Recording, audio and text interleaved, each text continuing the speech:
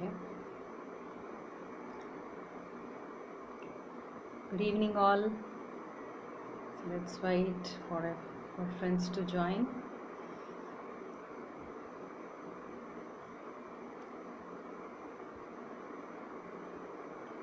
Yeah. Yes. Hi, Bhagya. Hello, Mridula. Malleshwara garu, Sharada garu, hello.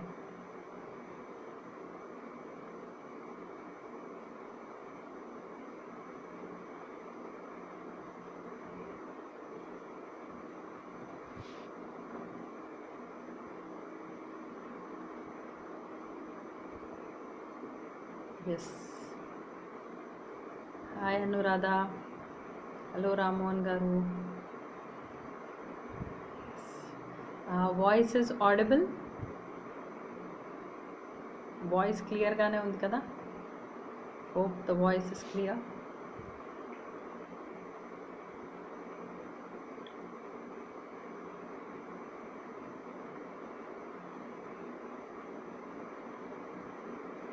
Okay. So hi friends. ఈ రోజు సత్సంగానికి అందరికీ స్వాగతం. Yes audible. Yes yes thank you.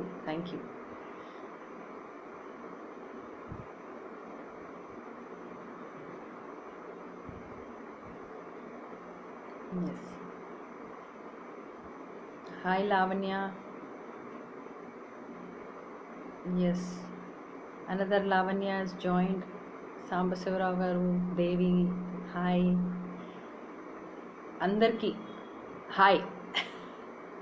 Okay, yeah, మనం మీరు start చేసే ముందు ఒక చిన్న story. Okay, will begin with the story. ఒక దేశంలో ఒక రాజు. ఓకే, ఆ రాజు దగ్గర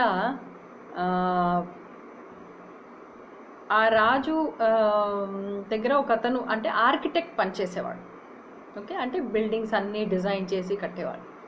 సో ఆ రాజ్యంలో అతనికి బాగా గొప్ప పేరుండేది. చాలా చక్కగా బిల్డింగ్స్ అవి డిజైన్ చేస్తాడు, చాలా మంచివాడు అనేసి, నమ్మకస్తుడు అని బాగా పేరుండేది. ఆయనది రిటైర్మెంట్ స్టేజ్ వచ్చేసింది.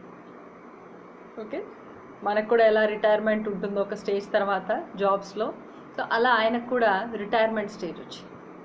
సో రిటైర్మెంట్ స్టేజ్ వచ్చినప్పుడు ఆయన రాజు ఏమనుకుంటాడు, ఈయనకి ఇంతకాలం నాకు ఎంత నమ్మకంగా ఈ మనిషి నాకు పనిచేశాడు, ఈ మనిషికి నేను ఒక మంచి చిరకాలం అంటే తన జీవించినంత కాలము గుర్తుండేలా ఒక బహుమతిని ఇవ్వాలి అని అనుకుంటాడు.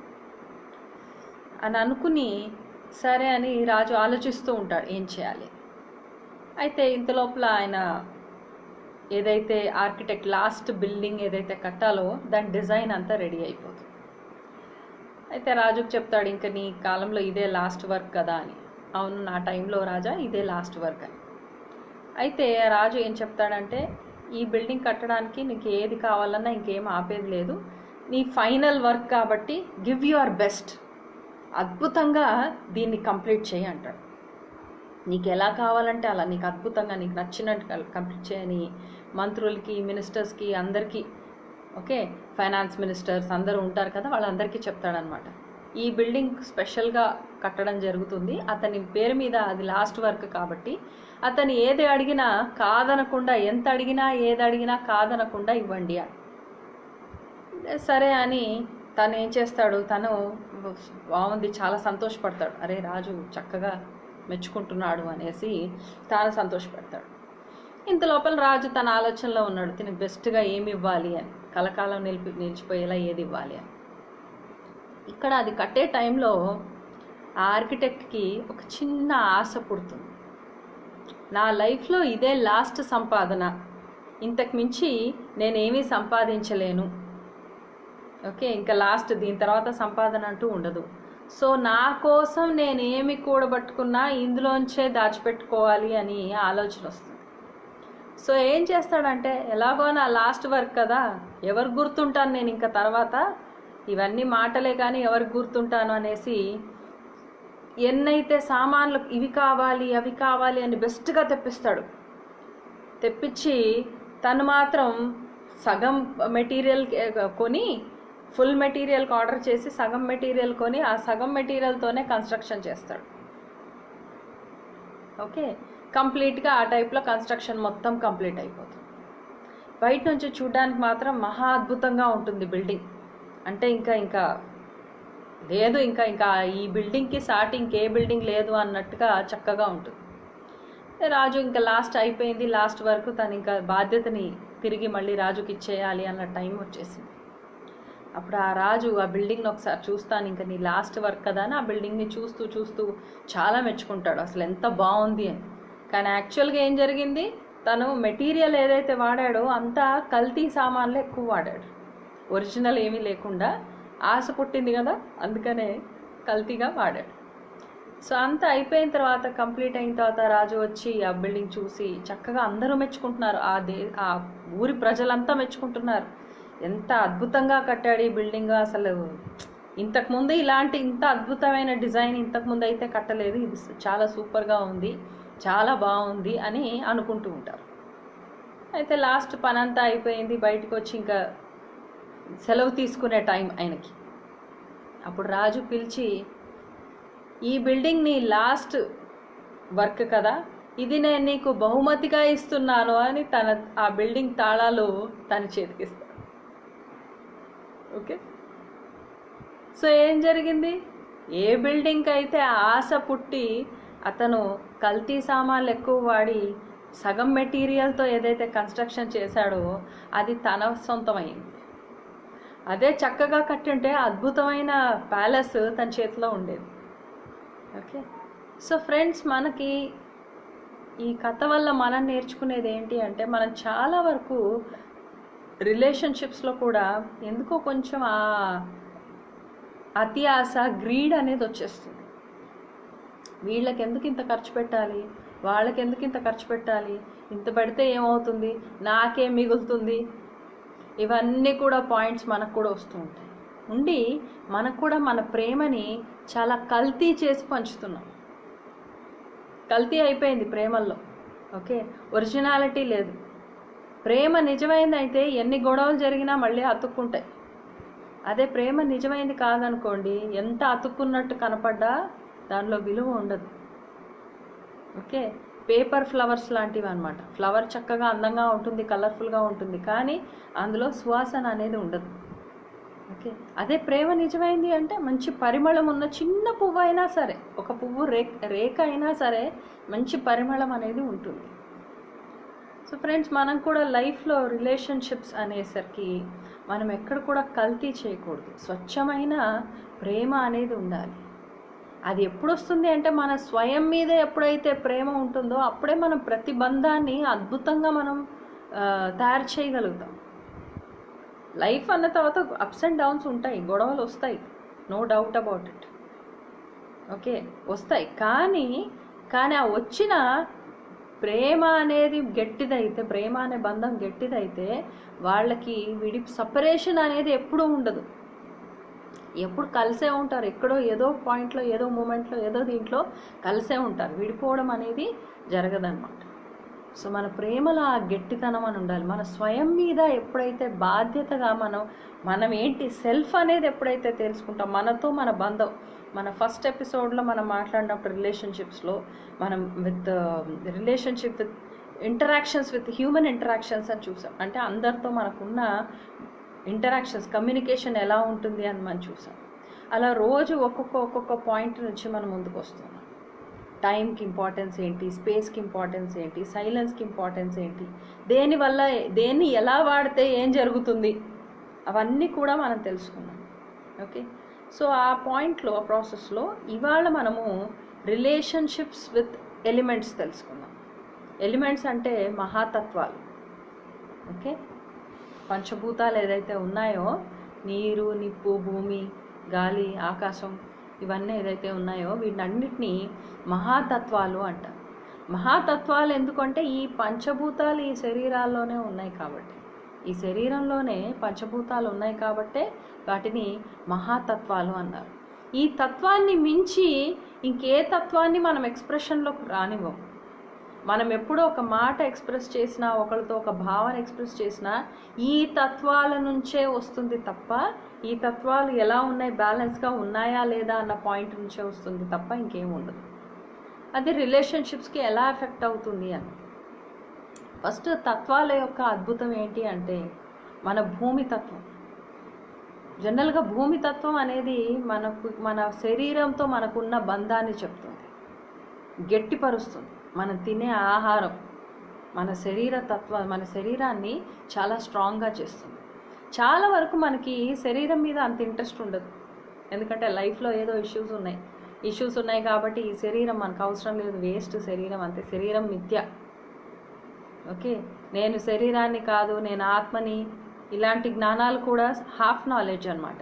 ఇలాంటి జ్ఞానాలు కూడా కంప్లీట్గా మనల్ని ఈ ఫిజికల్ రియాలిటీ నుంచి దూరం చేస్తూ ఉంటాయి. మనం ఈ భూప్రపంచంలో ఉండాలి, ఫిజికల్ రియాలిటీలో చక్కటి బంధంతో మనం ఉండాలి అంటే ఫస్ట్ మన శరీరంతో ఉన్న బంధం కూడా మనకి స్ట్రాంగ్గా ఉండాలి. ఓకే, దానికి కావాల్సింది మంచి ఆహారం, రైట్?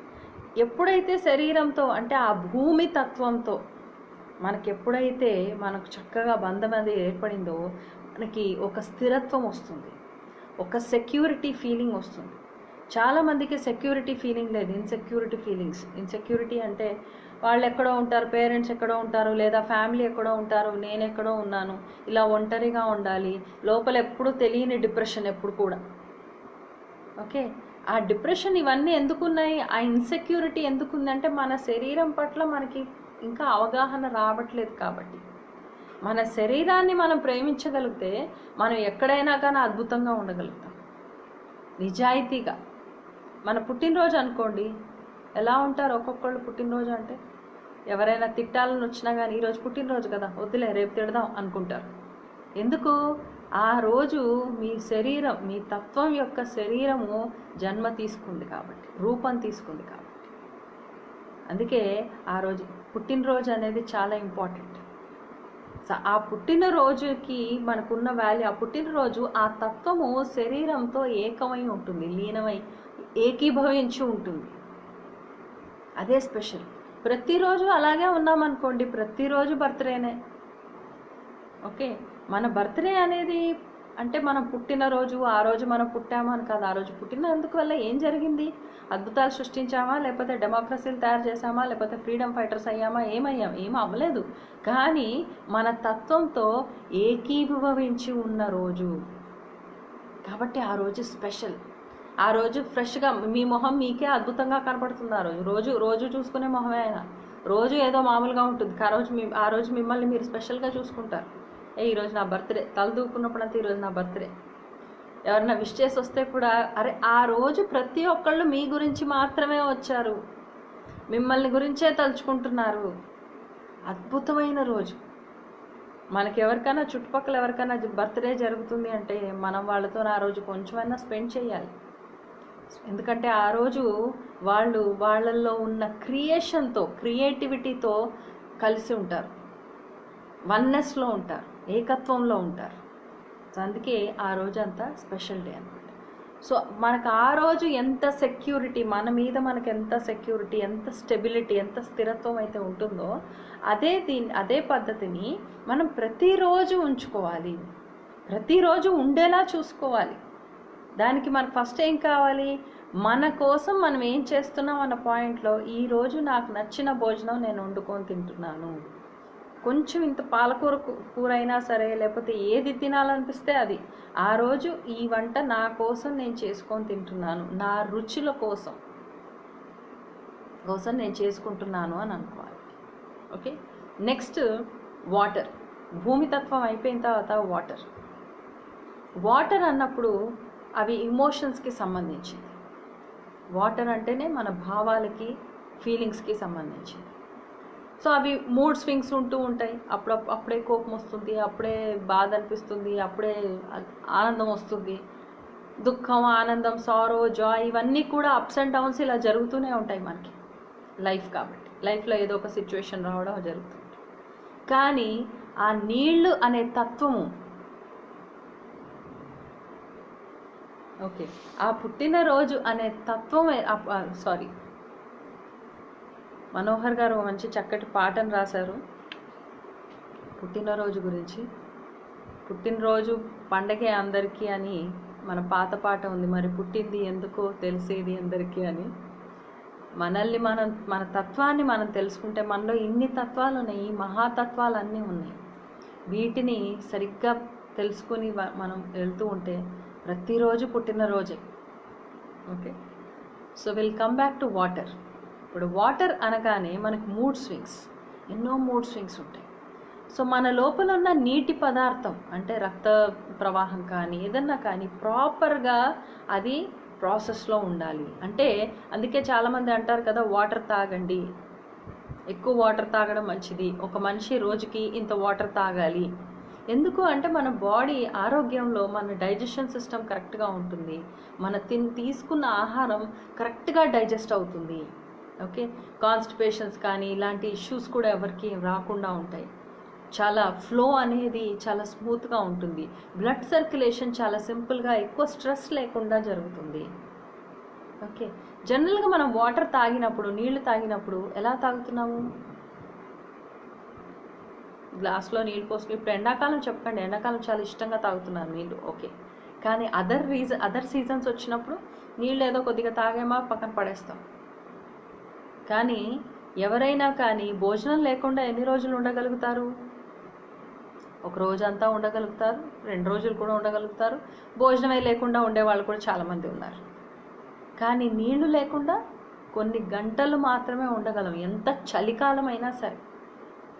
చల్ల ప్రదేశంలో, బాగా చలి ఉన్న ప్రదేశంలో మనం ఉంటున్నా ఒక మ్యాక్సిమం ఒక 4 అవర్స్ 5 అవర్స్, అంతకంటే ఎక్కువగా ఉండలేము. వాటర్ కావాలి, అంత ఇంపార్టెంట్ మనకు అది. అంటే మనం నీళ్లు తాగుతున్నప్పుడు అంతా వాటర్ అనే ఎలిమెంట్ని తాగట్లేదు, మనం ఒక జీవాన్ని ఎన్రిచ్ చేసే, అంటే జీవాన్ని పోషించే, ఎంతో భద్రపరిచే ఒక తత్వాన్ని మనం తీసుకుంటున్నాం. సో దాంతో మనకి ఎంత ప్రేమ అనేది ఉండాలి, ఎంత బాధ్యత, ఎంత గౌరవం అనేది ఉండాలి. మనం తీసుకునే భోజనం కూడా అంతే గౌరవంగా మనం తింటూ ఉంటాం. ముందు కాలంలో అనేవాళ్ళు భోజనం చేసేటప్పుడు ఎక్కువగా మాట్లాడకండి అని. ఎందుకు? మన ధ్యాస, మన ఫోకస్ అంతా వాటి మీద వెళ్తుంది. ఇంత కష్టపడి ఏదైతే తింటున్నామో దాని మీద ఉండట్లేదు. మన కామన్ పాయింట్, మనకి దేనిపైన ఎరుకతో ఉంటామో అది కూడా మనపై ఎరుకతో ఉంటుంది. సో భోజనం పైన మనం ఎప్పుడు ఎరుకతో మన భోజనం చేస్తామో ఆ భోజనంలో ద్వారా వచ్చే ఆ శక్తి కూడా మనపై ఎరుకతో ఉంటుంది, ఆరోగ్యంగా ఉంటాము. ఓకే, అలాగే నీళ్లు కూడా మనం తీసుకుంటున్నప్పుడు ఎప్పుడైతే నీళ్ళని కూడా ఇంతే శ్రద్ధగా మనం తీసుకుంటామో అప్పుడు ఆటోమేటిక్గా వాటర్ కూడా మన లోపల ఎప్పుడు ఒక మంచి ఫిల్లింగ్, లైఫ్ అనేది ఎప్పుడు పెరిగేలా చేస్తుంది. చెట్టు పెట్టామనుకోండి, ఫర్ ఎగ్జాంపుల్ ఒక భూమి ఉంది, ఆ భూమికి మనం ఒక చిన్న చెట్టు నాటాం. ఆ చిన్న చెట్టుని లైఫ్ అనుకుందాం. ఓకే, ఆ భూమినేమో గ్రౌండ్ అనుకుందాం, భూమి మామూలుగా, దానిలో చెట్టు పెట్టినప్పుడు ఆ చెట్టుని లైఫ్ అనుకుందాం. ఓకే, లైఫ్ అనేది మనం నాటాం. ఓకే, నాటిన తర్వాత వాటర్ పోస్తాం. నీళ్లు పోయడం అంటే ఏంటి? దానికి ఒక జీవాన్ని ఇస్తున్నాము. అంటే ఇంకా జీవం అనేది పెరుగుతుంది, ఇంకా నెమ్మదిగా. భూమిలో చెట్టు పాతేయంగానే చెట్టు వచ్చేయదు, నెమ్మదిగా నీళ్లు కూడా పోయాలి కదా. సో నీళ్లు పోస్తున్నప్పుడు అంతా, అంటే నీళ్ళు అంటే ఆ వాటర్ అనేది జీవం అన్నమాట. అంటే మనకు మన ఆత్మ ఎలాంటిదో ఆ చెట్టుకి నీళ్లు కూడా అలాంటివి, నీళ్లు పోస్తూ ఉంటాయి. నెక్స్ట్ దానికి ఒక ఫోర్స్ ఉంటుంది, ఇంటర్నల్గా ఆ చెట్టుకు కూడా ఒక ఫోర్స్ ఉంటుంది. ఆ నీళ్ళని తన వేర్లతో పాటు తీసుకుని నెమ్మదిగా పెరగడం. నెక్స్ట్ ఇలా చక్కగా పెరిగి ఆరోగ్యంగా పెరగాలంటే నెక్స్ట్ ఏంటి? సూర్యకిరణాలు. ఓకే, ఫోటోసింథసిస్ అనేది క్రియేట్ అవుతుంది సన్ రేస్ నుంచి. ఆ చెట్టు తనకి తానుగానే ఆ వాటర్ అవన్నీ పార్టికల్స్తోని ఫుడ్ ప్రిపేర్ చేసుకోవడానికి. ఓకే, సో ఇలా ఉన్నప్పుడు దీన్ని సూర్యకిరణాలు మనం ఏమంటాం? జ్ఞానం అంటాం. అంటే మన లోపల ఉన్న తత్వానికి మనం నీళ్లు పోసి జీవం పోయించాలి అంటే జ్ఞానం అనే వాటర్ని అన్న నీళ్ళని మనం ఈ శరీరం అనే చెట్టుకి మనం పోస్తూ ఉండాలి. మనం దాంతో ధారాళంగా మనం వేస్తూ ఉంటే ఆటోమేటిక్గా జ్ఞానంతో పాటు ఆ వృక్షము నార్మల్ వృక్షం కాకుండా మహాజ్ఞాన వృక్షంగా బోధి చెట్టుగా మారుతుంది. ఓకే, నెక్స్ట్ ఏకత్వం అనేది అంటే ఆ భూమితో ఒక ఏకత్వం వస్తుంది. ఎందుకంటే చెట్టు భూమిలో నాటాం కాబట్టి ఆ చెట్టు ఆ భూమితోని ఏకత్వ భావం అనేది కూడా వస్తుంది. నీళ్లు పోస్తూ ఉన్నాం, దాంతో ఒక జీవం అనేది వస్తుంది కాబట్టి దాంతో ఏకత్వ భావం, దాంతో కూడా ఏకత్వ భావం వస్తుంది. నెక్స్ట్ ఫైర్ ఎలిమెంట్ అంటే సూర్యకిరణాలు. ఫైర్ ఎలిమెంట్ అన్నప్పుడు దాంతో ఇంకొంచెం ప్రొడక్షన్ అనేది మన జ్ఞానం కూడా యాడ్ అవుతున్నప్పుడు ఇంకా చక్కగా మన భావాలు మూడ్ స్వింగ్స్ అటు ఇటు కాకుండా మన భావాలన్నీ ఒక సక్రమమైన మార్గంలో వెళ్ళడానికి ఉంటుంది. మూడ్ స్వింగ్స్ జనరల్గా ఎందుకు వస్తాయంటే ఒక విషయాన్ని వాళ్ళ అన్ని పర్స్పెక్టివ్స్ నుంచి అంటే అన్ని కోణాల నుంచి ఆలోచిస్తుంది ఆ mind. It is a high activity brain activity అనమాట. Highest brain activity. అన్ని కోణాల నుంచి ఆలోచిస్తుంది బ్రెయిన్ ఒక విషయాన్ని. ఇటు కూడా చూస్తుంది, అటు కూడా చూస్తుంది, వెలుగు కూడా కనబడుతుంది, చీకటి కూడా కనబడుతుంది, అన్నీ కనబడుతుంది. దానికి ఆ బ్రెయిన్కి ఒక దారిని ఇవ్వాలి. అప్పుడు ఈ జ్ఞానమే ఆ దారిని ఇవ్వగలుగుతుంది. That is fire element. Fire అనేది మనకి మన లోపల ఉన్న ఆవేశాన్ని, మన లోపల ఉన్న ఒక క్రియేటివిటీని ప్రతి ఒక్కదానికి ఒక టెస్ట్ అన్నమాట. నెక్స్ట్ ఎయిర్ ఎలిమెంట్, గాలి. ఒక ఆకు ఎంత చక్కగా ఒక గాలిలో దాన్ని ఎంతో ఫ్రీగా ఎలా అయితే మనకు పెరుగుతుందో, చాలా చక్కగా హెల్దీగా ఉన్నట్టు అనిపిస్తుందో ఆ గాలికి కూడా. ఎందుకంటే గాలిలో కూడా తేమ ఉంటుంది. ఆ తేమ వల్ల కూడా నీరు అనేది ఆ చెట్టుకు లభిస్తుంది. సో దానికి ఏంటి కనెక్టివిటీ అన్నమాట. అంటే మనకి ఏదైనా లైఫ్లో మనసుతో అనిపిస్తే, నిజాయితీగా అనిపిస్తేనే మనం మాట్లాడతాం. జనరల్గా ఏది అనిపించకుండా, ఏ ఫీలింగ్ లేకుండా ఏదైనా మాట్లాడాలంటే మనం మాట్లాడలేం. Okay, so this is how it is. Air element కూడా అంతే ఈజీ. మనం కూడా శ్వాస పీల్చుతున్నప్పుడు అపాన, సమాన, ఉడాన, వ్యాన, ప్రాణ ఇలా పంచప్రాణాలు మన పంచేంద్రియాల నుంచి మొత్తం ఒక్కొక్క క్వాలిటీ, ఒక్కొక్క విధంగా మనం అనుకుంటున్నాం బయట నుంచి శ్వాస పీలుస్తున్నాం, వదులుతున్నాం అని అనుకుంటున్నాం. కానీ ఆ శ్వాస లోపలికి వెళ్ళి ఎన్నో పనులు చేస్తుంది.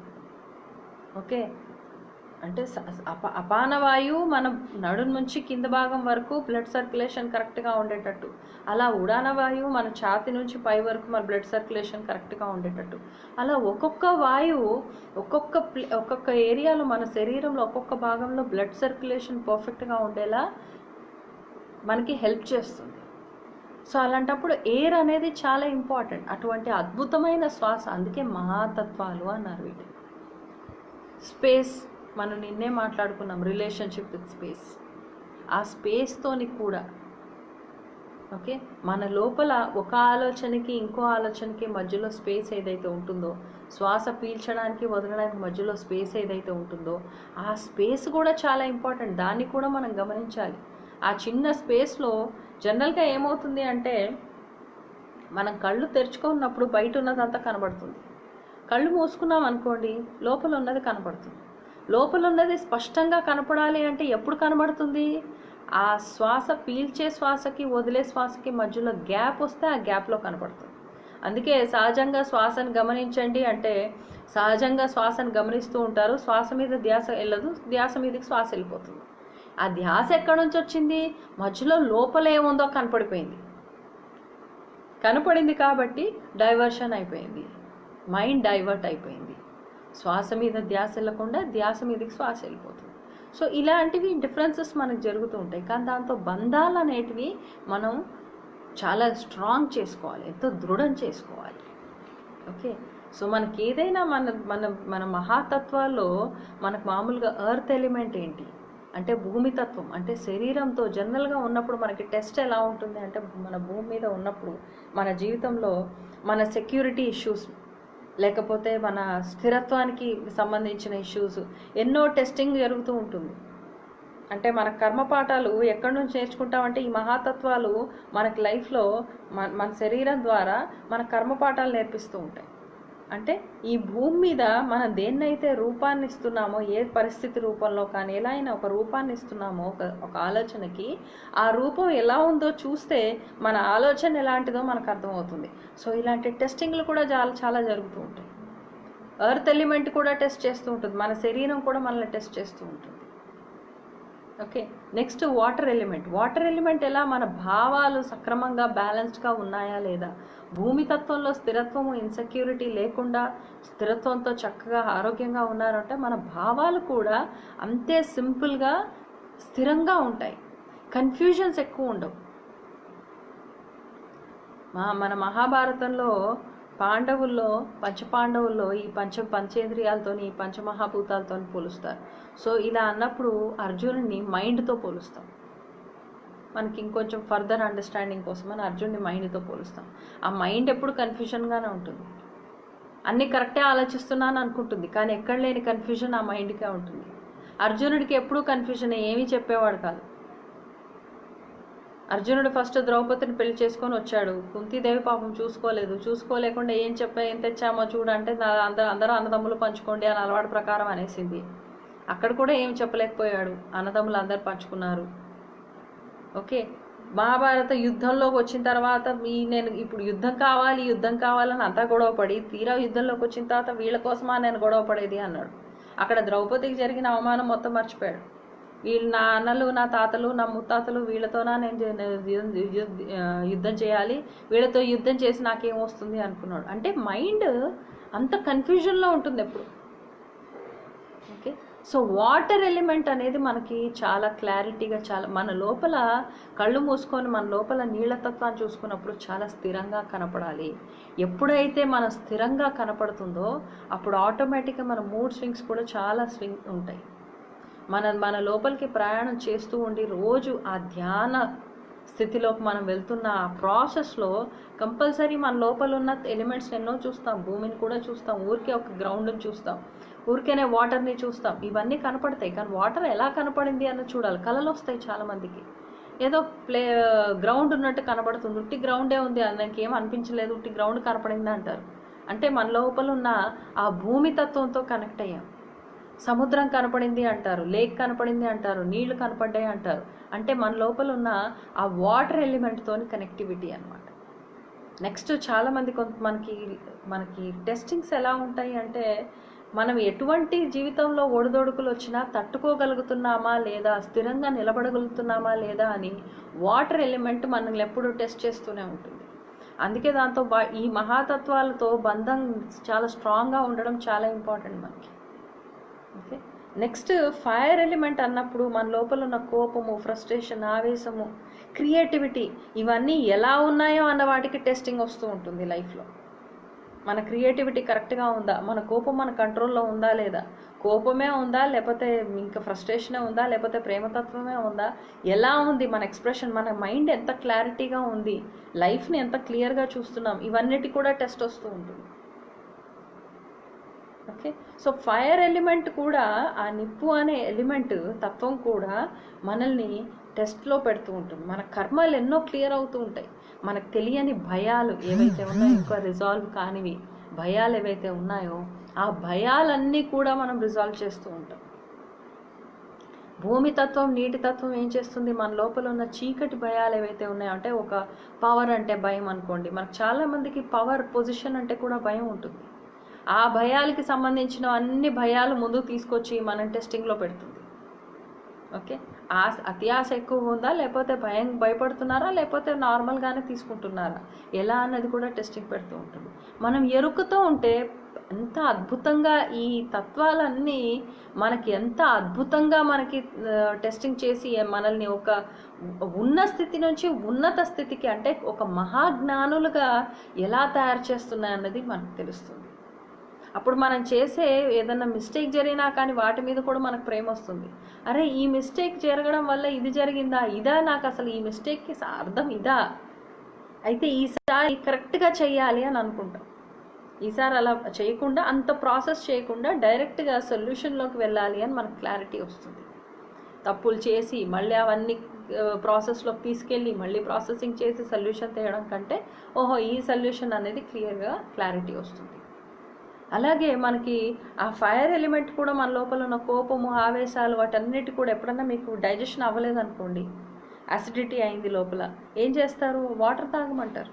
అంటే నిప్పును ఆర్పాలి అంటే నీళ్ళు వేసేస్తున్నాం. ఓకే, ఎప్పుడన్నా బాగా కోపము, ఆవేశం ఎక్కువ ఉందనుకోండి, బాడీలో అసిడిటీ వస్తే వాటర్ తాగుతున్నాం సరిపోతుంది. కానీ కోపము, ఆవేశము బాగా వచ్చిందనుకోండి, ఏం చేస్తున్నాం అప్పుడు మనం ఏం చేయాలి?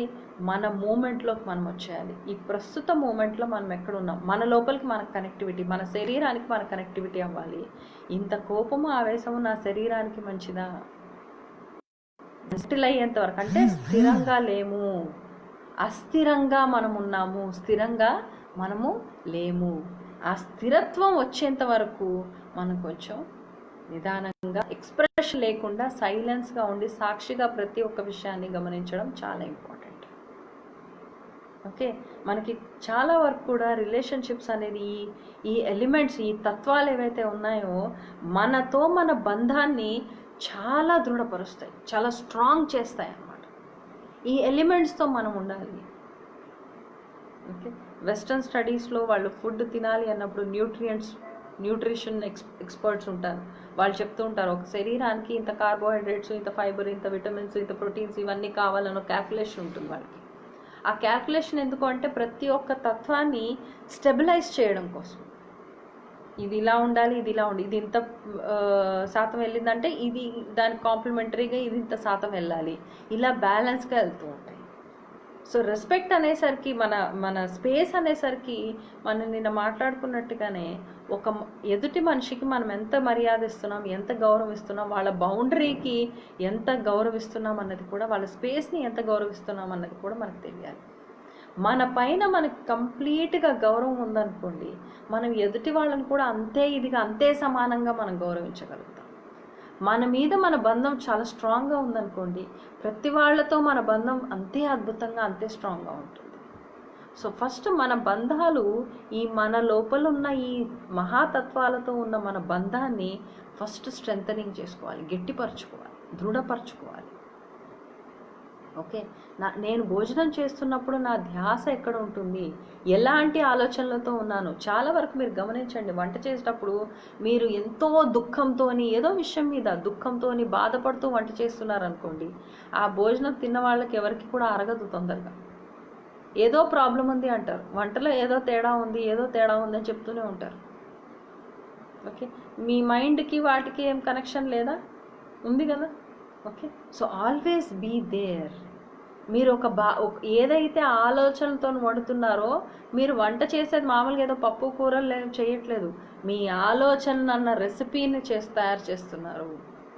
సో ఎవరైతే తింటున్నారో వాళ్ళకి ఆ భోజనం ద్వారా మీ ఆలోచనలు కూడా ట్రాన్స్ఫర్ అవుతున్నాయి. This is real. దీన్ని మనం చాలా వరకు గమనించాం, అంత ఇదిగా ఉంటుందా అని అనుకుంటాం, బట్ దిస్ ఇస్ ట్రూ. అందుకే వంట చేసేటప్పుడు మన ధ్యాస అక్కడే ఉండాలి. ఎంత రుచిగా దీన్ని వండి ఎంత టేస్టీగా అందరికీ పెట్టగలుగుతామా అని. ఓకే, సో ప్రతి తత్వం కూడా మనకి ఏదో ఒక విషయంలో మనకి టెస్టింగ్ పెడుతూనే ఉంటుంది. వంటిల్లు స్పిరిచువాలిటీకి సమానం అంటారు. మన స్పిరిచువల్ గ్రోత్ అంతా వంటింట్లోనే ఉంటుంది అంటారు, ఒక ఇంట్లో ఆ స్పేస్ తీసుకుంటే. ఓకే, ఎందుకు అంటే మన వంటింట్లో అన్ని తత్వాలు వాడతాం. భూమికి సరిపోయే, అంటే శరీరానికి సరిపోయే వంట అక్కడే జరుగుతుంది. వంట చేసేటప్పుడు నిప్పు వాడతాము, వాటర్ వాడతాం, మనం కూడా ఏది ఎలా కట్ చేయాలని వేస్తూ ఉంటాం. ఒక ఫోర్స్ అనేది ఉంటుంది, యాక్షన్ పార్ట్ ఉంటుంది. ఆ స్పేస్ దానికోసమే క్రియేట్ అయ్యింది.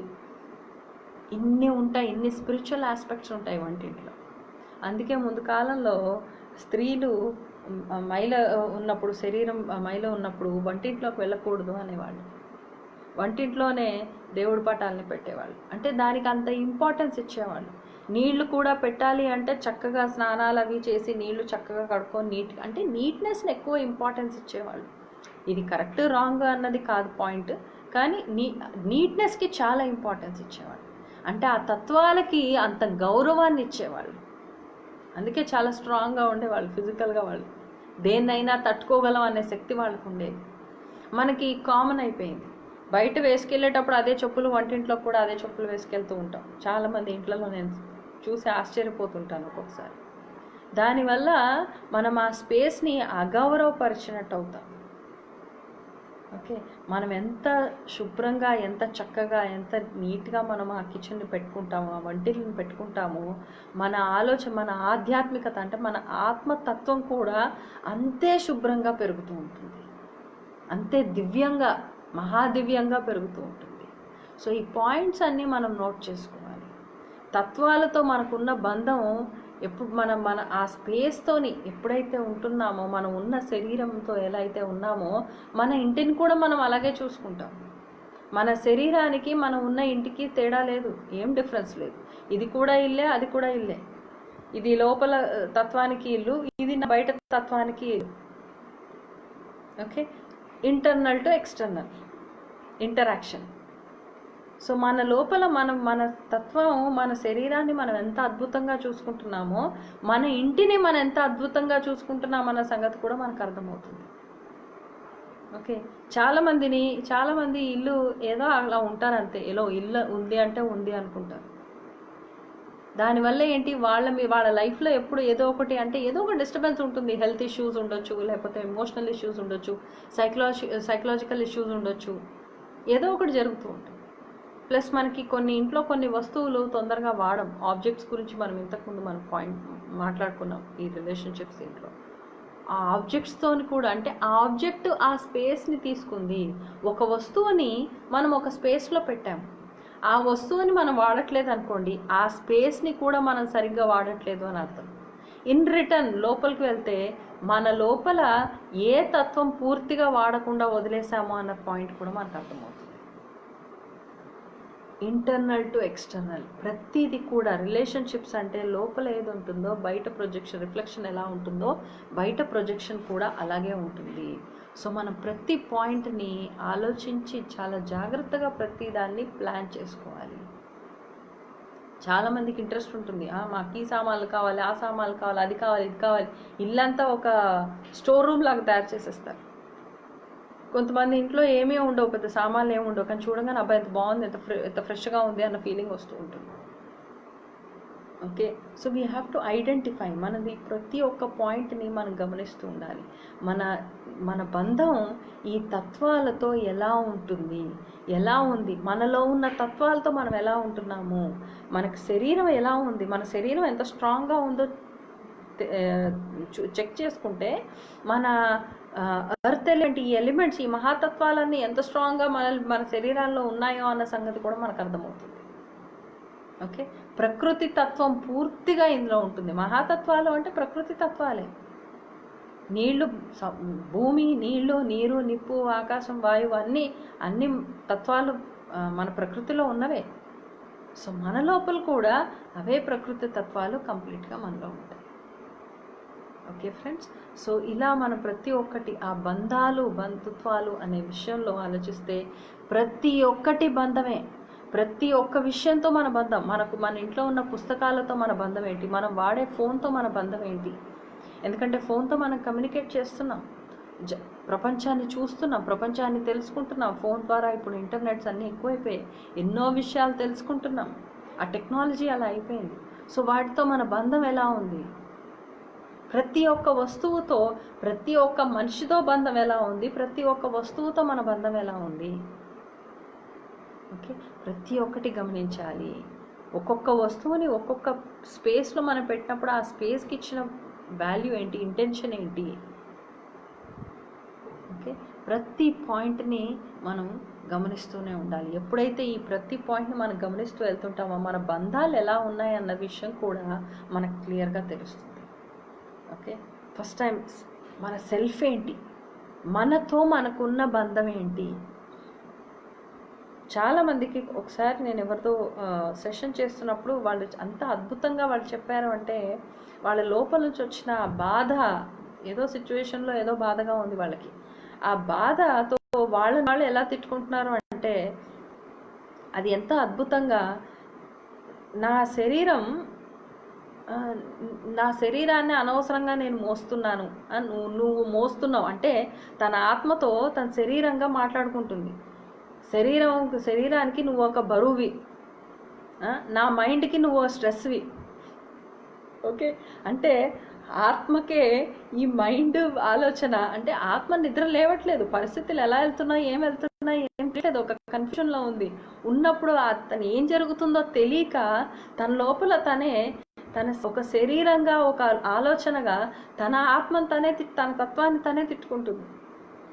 అంటే సెల్ఫ్గా మనల్ని మనమే నిద్ర లేపుకుంటున్నాం అనమాట. మామూలుగా నిద్ర లేపితే వదలట్లేదు, లేవట్లేదు, ఇలా లేవమ్మా అంటే లేవట్లేదు, ఇలా తిట్టి లేపడం అనమాట. ఓకే, ఎంత అద్భుతంగా అంటే మన లోపల ఎంత జ్ఞానం ఉంది అంటే మన తత్వం నిద్రపోతున్నా మన లేపే కెపాసిటీ మన శరీరానికి కూడా ఉంది. ఎందుకంటే భూమి తత్వం కాబట్టి.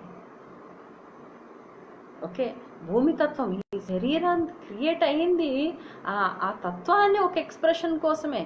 ఆ తత్వమే నిద్ర లేకపోతే ఈ శరీరం ఏం చేస్తుంది? ఓకే, ఎలాంటి వర్షంలోకి వెళ్తుంది, విషయాలను ఎలా ఎక్స్ప్రెస్ చేస్తుంది, ఏం ఎక్స్ప్రెస్ చేస్తుంది? ఒక కన్ఫ్యూజన్ ఉంటుంది కదా. So that is how everything is.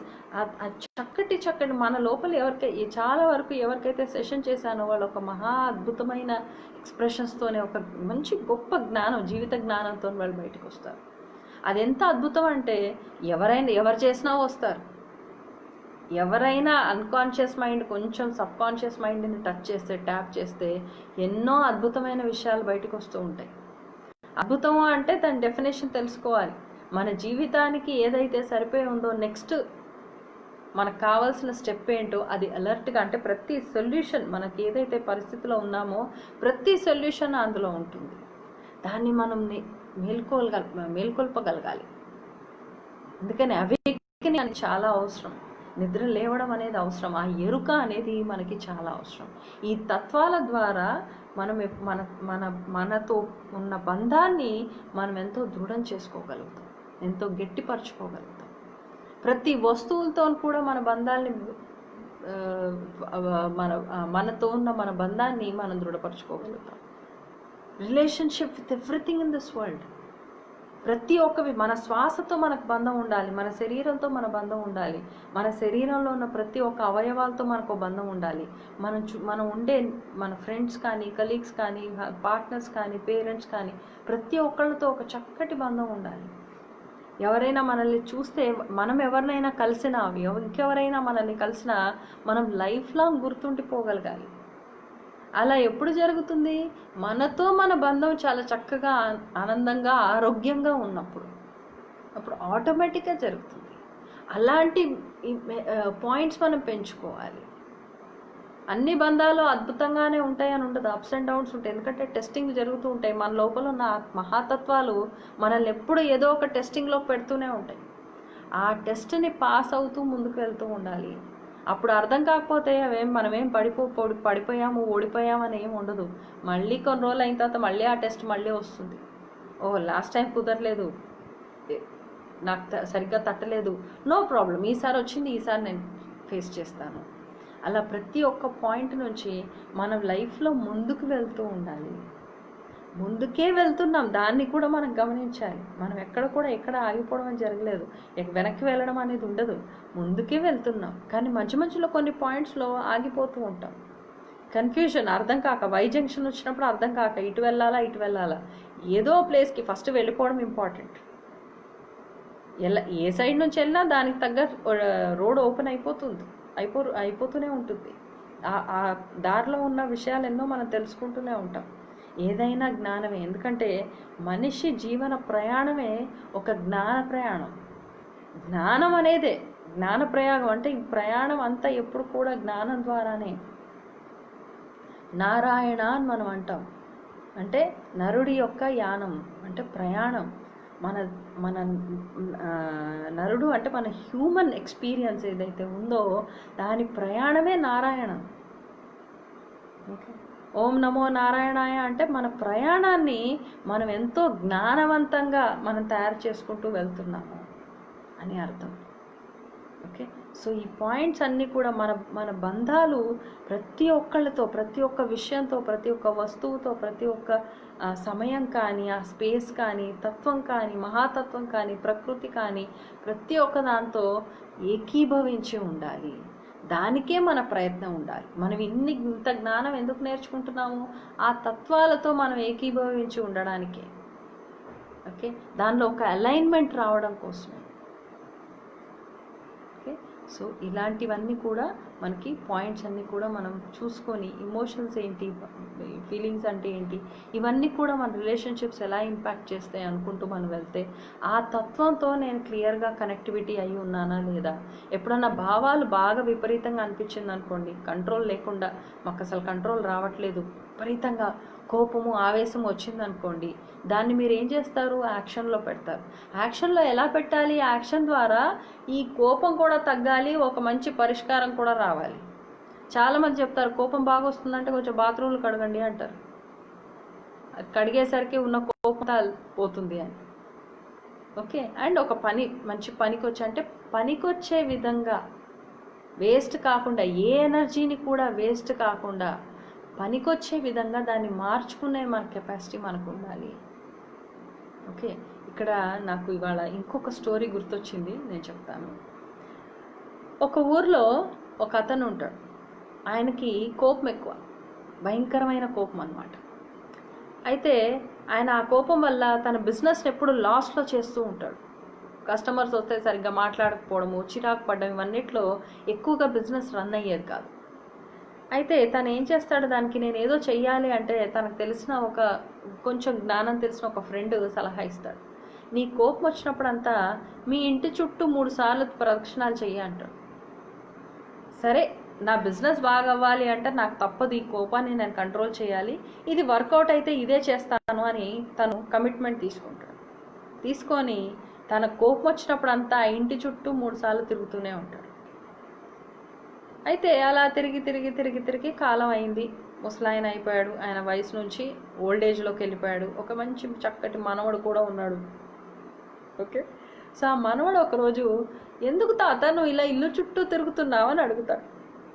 అడిగితే, ఇదయ్యా నా పరిస్థితి, అలా చిన్నప్పుడు నాకు ఫ్రెండ్ ఇలా సలహా ఇచ్చాడు, అప్పటి నుంచి కోపం వచ్చినప్పుడు అంతా నేను ఇలా తిరగడం మొదలుపెట్టాను అంటాడు. అయితే ఆ మనవాడు ఏమంటాడంటే, అయితే మీ ఫ్రెండ్ చెప్పిన ఐడియా వేస్ట్ అనమాట, నీకు ఇంకా తిరుగుతూనే ఉన్నావు కదా అన్నాడు. అప్పుడు ఆ తాత చెప్తాడు, ఫస్ట్ మొదలుపెట్టినప్పుడు నా ఇంటి చుట్టూ మూడు చుట్లు తిరిగేసరికి నాకు ఒక అరగంటలో అయిపోయేది, ఇప్పుడు నా ఇంటి చుట్టూ 3 చుట్లు తిరగాలి అంటే నాకు సగం రోజు పడుతుంది అంటాడు. అంటే ఆ సగం రోజు నాకు కోపం వచ్చి నేను తిరగట్లేదు, ఆ కోపాన్ని సరైన దారిలో పెట్టడం వల్ల నేను ఎంత స్థావరాన్ని, నన్ను నేను ఎంత అద్భుతంగా ఎక్స్పాండ్ చేసుకోగలిగాను అన్న విషయాన్ని ఆనందంగా మనం చూసుకోవడానికి తిరుగుతున్నాను అని అంటాడు. ఓకే, సో ఫ్రెండ్స్, ఎప్పుడైనా మనకు ఒక తత్వం, లోపల ఉన్న ఏదైనా తత్వము, ప్రతి తత్వం మనకి ఏదో ఒక పరీక్ష పెట్టడానికే వస్తుంది. మన జీవితంలో ఆ పరీక్షను గెలవాలి, పడిపోకూడదు. పడిపోయినా మళ్ళీ ఒకసారి లేవాలి, మళ్ళీ వెళ్ళాలి. కానీ ఇంకా నా వల్ల కాదు అని అన్వర్దినెస్లోకి వెళ్ళకూడదు. నాకు రాదు, నా వల్ల కాదు, నేను అందుకు పనికిరాను, నాకు ఆ కెపాసిటీ లేదు, నాకు అంత సీన్ లేదు, ఇలాంటివన్నీ కూడా అనుకోకుండా, సెల్ఫ్ పిటీలోకి వెళ్ళకుండా మనం ముందుకు వెళ్ళగలగాలి. సో ప్రతి మహాతత్వం మనకి ఏదో ఒక అద్భుతమైన జ్ఞానాన్ని మనకిస్తుంది. ఆ జ్ఞానాన్ని మనం సరైన మార్గంలో మనం ఎప్పుడైతే ఆ తత్వాలని పెడతామో ఆటోమేటిక్గా ప్రతి ఒక్కటి అద్భుతంగా ఉంటుంది. ఓకే ఫ్రెండ్స్, ఈరోజుతో రిలేషన్షిప్స్ అన్న సిరీస్ మనం క్లోజ్ చేస్తున్నాం. ఇంకా ఏదైనా రిలేషన్షిప్స్ మీద ఏమన్నా పాయింట్, మీకు ఏమైనా డౌట్స్, ఈరోజు టాపిక్ నుంచి ఏమైనా డౌట్స్ ఉంటే ప్లీజ్ మీరు కమెంట్ బాక్స్లో మీరు షేర్ చేయొచ్చు. ఎలా ఉంది, ఇంకా ఏమైనా డౌట్స్ ఉంటే, రిలేషన్షిప్స్ గురించి ఇంకా స్పెసిఫిక్గా ఏదైనా టాపిక్ కావాలంటే కూడా మీరు షేర్ చేయొచ్చు.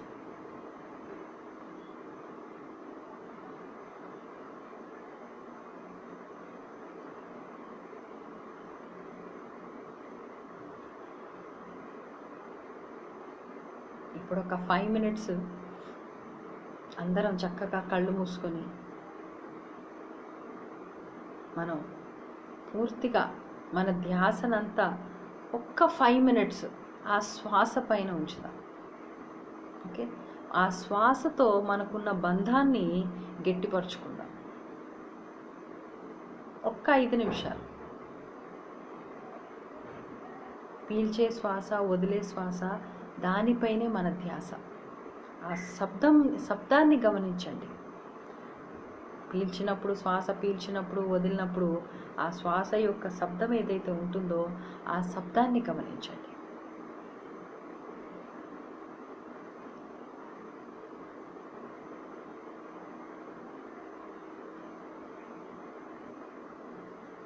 ఒక 5 నిమిషాలు అద్భుతంగా కేవలం ఆ శ్వాస యొక్క శబ్దంపైనే మీ ధ్యాస.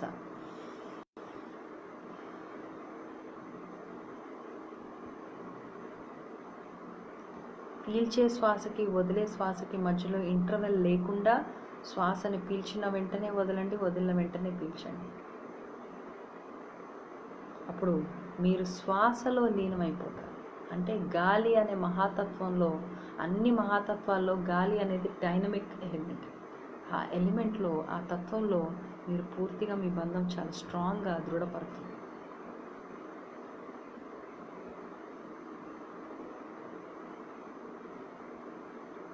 Breathe in and breathe out.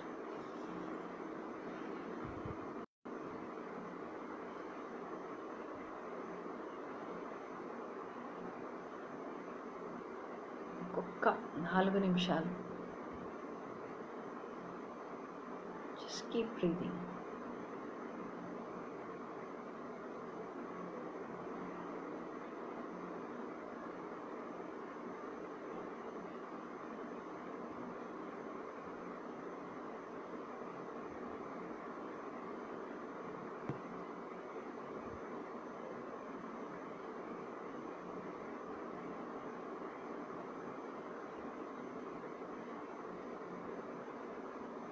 ఇంకొక 3 నిమిషాలు ఫ్రెండ్స్. పీల్చే శ్వాస, వదిలే శ్వాస, ఆ శ్వాస యొక్క శబ్దం పైన మీ ధ్యాస ఉంచండి. దాన్ని గమనించండి. మిమ్మల్ని మీరు ఏదో ఒక తత్వంలో పూర్తిగా లయం చేసుకోండి. భూమి తత్వం కానీ, నీళ్లు కానీ, ఏదైనా కానీ.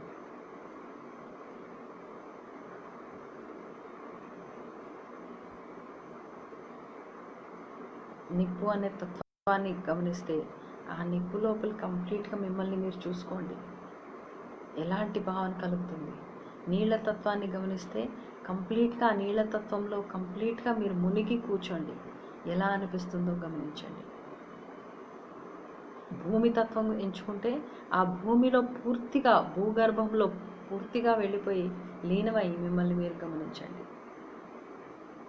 ఎలాంటి ఆలోచనలు, ఎలాంటి భావాలు, శరీరంలో ఎలాంటివి జరుగుతున్నాయి, మార్పులు అనేవి జరుగుతున్నాయి, ఎక్స్పీరియన్సెస్ జరుగుతున్నాయి అన్నది కూడా గమనించండి.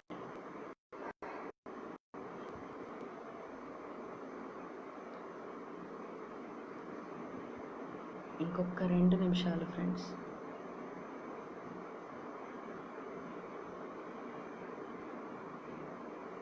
ఆ భూమి అనే పదార్థం చాలా తడిగా, ఎంతో నీళ్ళుగా ఉన్నట్టుగా గమనించండి. అలాగే సూర్యుడి కిరణాలు కూడా ఆ భూగర్భంలోంచి మీ పైన పడుతున్నట్టు కూడా గమనించండి.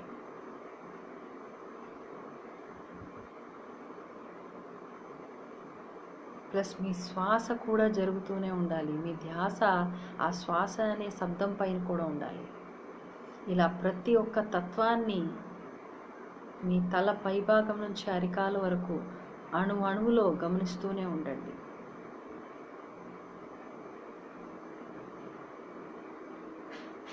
ఒక్క 2 నిమిషాలు.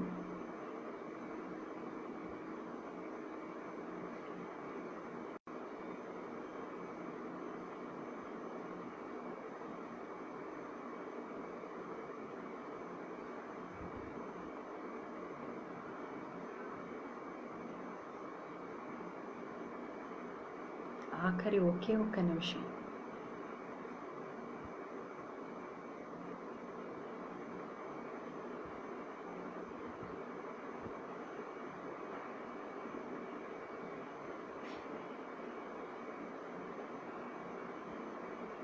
మీలోనే అన్ని తత్వాలు ఉన్నాయి. మీలోనే ఒక అద్భుతం ఉంది. మీలో ఉన్న ప్రతి ఒక్క తత్వం మీలో పూర్తిగా లీనమై ఉంది. మీకు ఆ తత్వానికి ఏ భేదం లేదు, ఏ సపరేషన్ లేదు.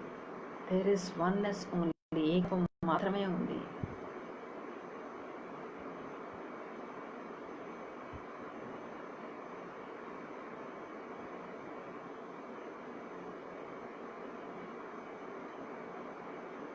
ఫ్రెండ్స్, మీరు ఓకే అనుకున్నప్పుడు నెమ్మదిగా మళ్ళీ ఒక్కొక్క తత్వానికి ఎంతో కృతజ్ఞత భావంతో కృతజ్ఞతను తెలుపుతూ, మనస్ఫూర్తిగా కృతజ్ఞత తెలుపుతూ మీ శరీరం లోపల కలిపేసుకోండి. ఆ తత్వాన్ని నుంచి మీరు బయటికి రావద్దు. ఆ తత్వాన్ని పూర్తిగా మీ శరీరంలో లీనం చేసుకోండి. నెమ్మదిగా కళ్ళు తెరవండి.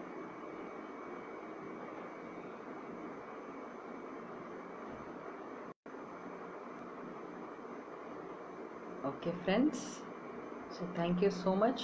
ఈరోజు టాపిక్ చక్కగా నచ్చింది అనుకుంటున్నాను. రిలేషన్షిప్లో ఇంకా ఏదైనా స్పెసిఫిక్గా మీకు ఇంకా వినాలి అనిపిస్తే ఆ టాపిక్ మీరు షేర్ చేయొచ్చు. లేకపోతే రేపటి నుంచి మనం కొత్త టాపిక్ మనం చూస్ చేసి ఇంకో కొత్త సిరీస్ స్టార్ట్ చేద్దాం. ఓకే ఫ్రెండ్స్, మళ్ళీ రేపు ఇదే టైం అంటే 9 గంటల టైంకి మళ్ళీ మనం కలుద్దాం. అంతవరకు thank you so much and good night.